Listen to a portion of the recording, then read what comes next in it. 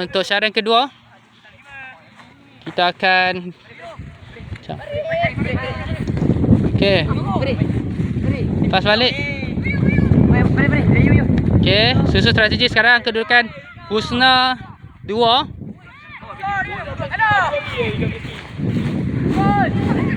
Okey, nampaknya sikit je nak masuk gol.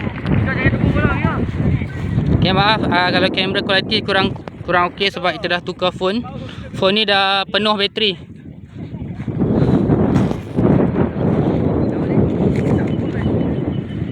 Okey, 2 minit lagi.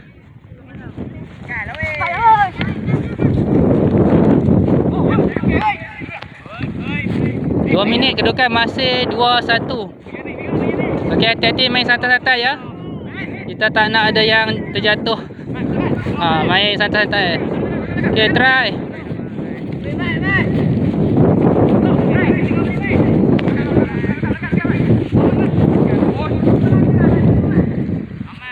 Nampaknya agak mencabar menjadi videographer. Okey, cross. Mika di situ. Nampaknya out. Okey, 1 minit terakhir. Corner. Okay, insyaAllah di semasa-masa kita akan improve. Okay, try.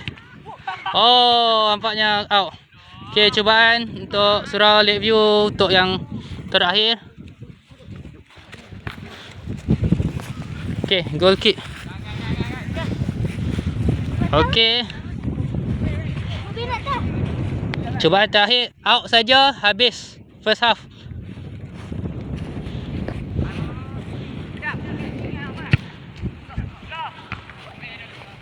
Okay, cubaan terakhir, out, habis. Okay.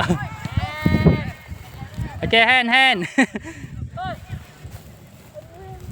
Okay, cepat, cubaan terakhir, out saja, habis first half.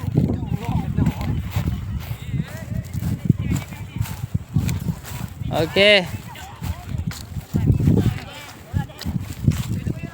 Okay, last try. Oh, dah start. Okay, cepat. Last try. 2-1. Husna 2. Lakeview 1. Goal. Okay, habis. Okay, rehat 2 minit. Ataupun nak terus main?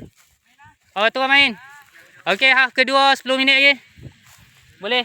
Tukar. Okay, tukar tak? Husna dah leading banyak kan? Tukar. Okay, insyaAllah nantikan second half dalam video yang seterusnya. Okay, ni kita punya skorer kita. Okay, Syafiq dengan siapa? Ryan. Syafiq tanya Ryan 1. Okay.